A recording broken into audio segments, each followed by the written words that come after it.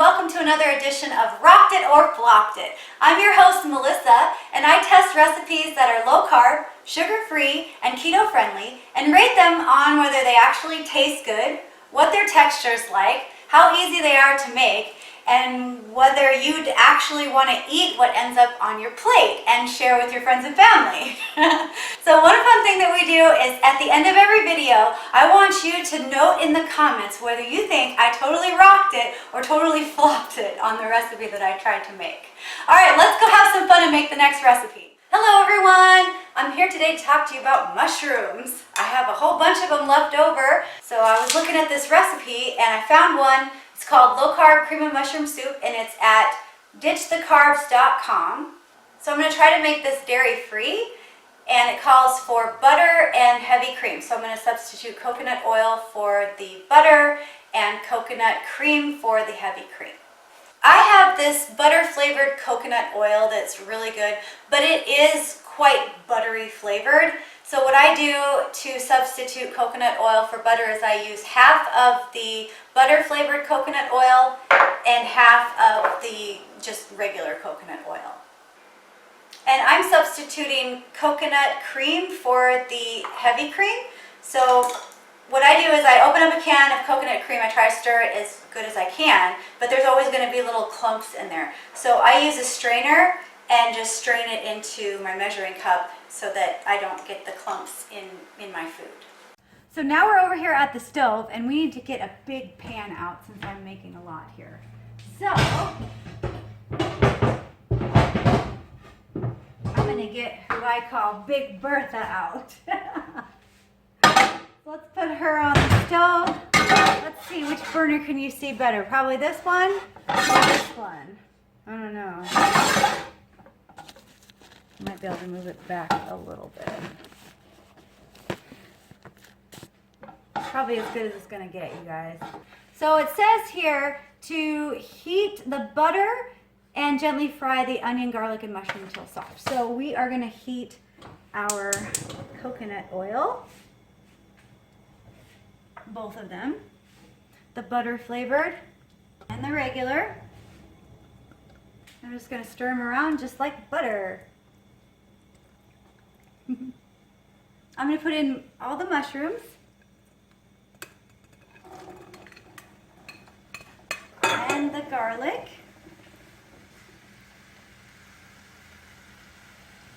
and the onions.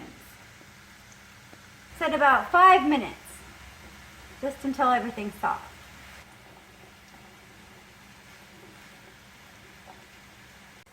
So next we're supposed to reserve some of the cooked mushrooms for garnish. So I'm just going to scoop, I don't know how many, but just scoop a few out here. Then it says to gently stir in the vegetable stock. So I'm putting in chicken stock. So I'm going to pour and stir at the same time. Then it says to simmer gently for 5 minutes.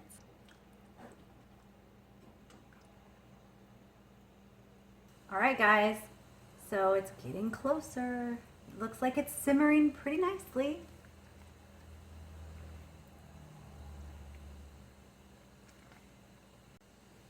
Okay, so it's been simmering for about 5 minutes and it looks pretty good.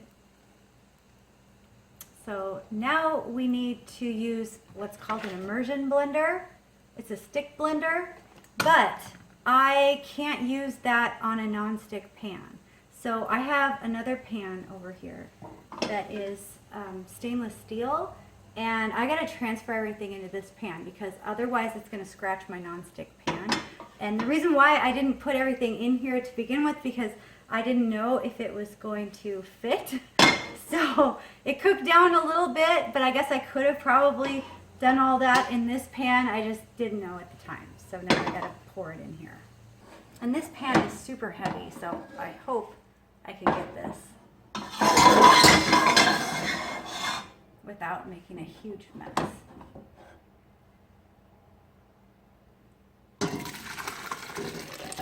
Whoa, there we go. Everything got in. Whew. Okay. Let's see if we can get that last little piece there. Yep. Okay. So that's good. Then we want to puree it until it's smooth. So we use our little hand blender. Just go ahead and puree it.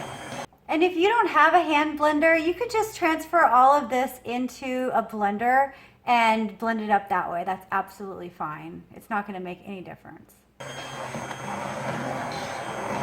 Now I'm not sure how smooth this is supposed to be because I've never done this before, but it's got a little clumpiness to it, and I'm not sure if that's okay or if it's supposed to be like completely smooth. It says puree until smooth, but I mean it's smooth but kind of clumpy.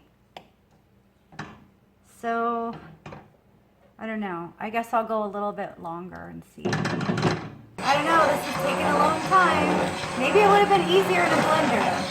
I don't know. 2020 hindsight, I probably would have done this in a blender. Yeah. Okay, I think that's as smooth as it's going to get. So let's take a look at what it looks like.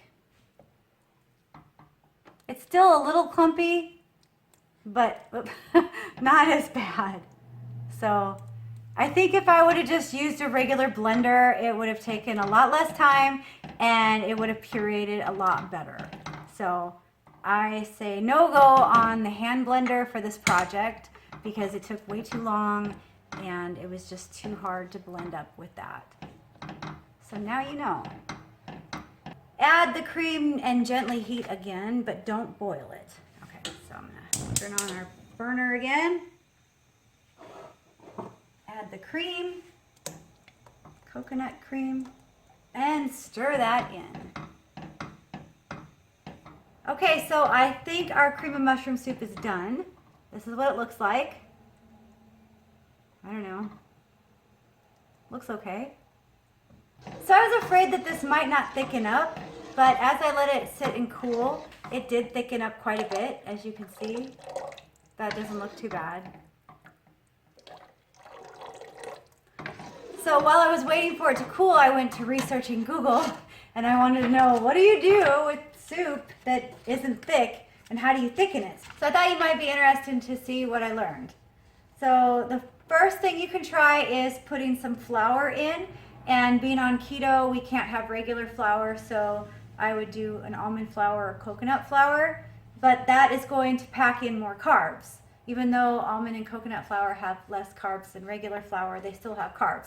And since cream of mushroom soup is a pretty carby food already, I didn't want to do that, but that's what you can do. And it says here that for every cup of soup in the pot, mix together 1.5 teaspoons of flour and 3 teaspoons of water or milk. So you want to mix the flour and the water and the milk in a separate bowl and then combine them all and then put them into your soup. Because if you put the flour directly into your soup, it'll make it chunky. So you kind of have to water it down first. So you make it into a paste. So I thought that was very interesting. You can also use egg yolks. So they're used for making custards and dessert creams, so they could be used to thicken soups as well. So I could have done that because that doesn't have very many carbs. I think there's half a carb per egg. But I don't know. I didn't want to have to worry about tempering the eggs and all of that. Even though I do have pasteurized eggs, I probably could have put that in there. So, but I didn't want to deal with that either. Too much work. Okay, then they said pureed or grated vegetables you can stir in, and that'll make it a little bit thicker. So could have done that, but vegetables have carbs too, so this was already carby enough. Step 5, cornstarch or tapioca. Now we can't eat that on keto, so that's just not going to work for us. Breadcrumbs, same thing, unless it's keto bread, that's low carb bread. And they didn't mention something that I use all the time to thicken things. Hold on, I'll show you. Xanthan gum. This stuff is amazing.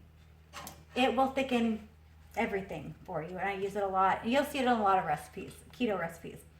But it only has 1 gram of carb for half a teaspoon, but all of those carbs are fiber, so they don't count against your net carbs. Another thing you can use is gelatin or agar-agar. So the difference between these two is Gelatin uses animal products like bones and hoofs and stuff, and agar-agar is all plant-based. I think it's all seaweed. I think that's what I read.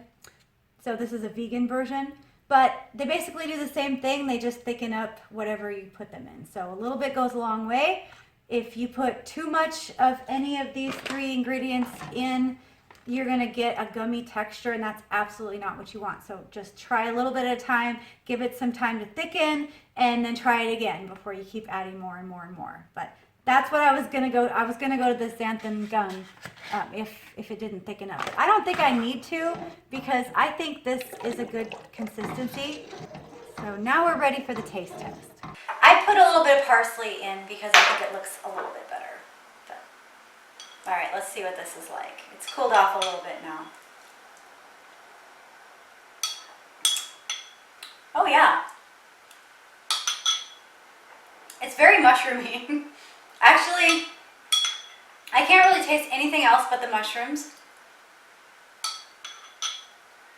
And I haven't had a lot of cream of mushroom soup just by itself. It's always been in a recipe, so I really don't know what it tastes like. I don't really know how to compare. But it's good. I mean, no doubt about it. It's very mushroomy, but it's really good. So if you guys want to make this recipe, again, it's called Low Carb Cream of Mushroom Soup, and it's found at ditchthecarbs.com. So I put a link in my description to the recipe page so you can get it there and make it yourself. Hey, if you guys like this video, show me some love. Give me a thumbs up. Subscribe to my channel. If you made this recipe, make a comment down below so I know whether it turned out or not for you. And also in the comments, let me know whether you think I totally rocked it or totally flopped it. And always share with your friends. Till next time, see you later.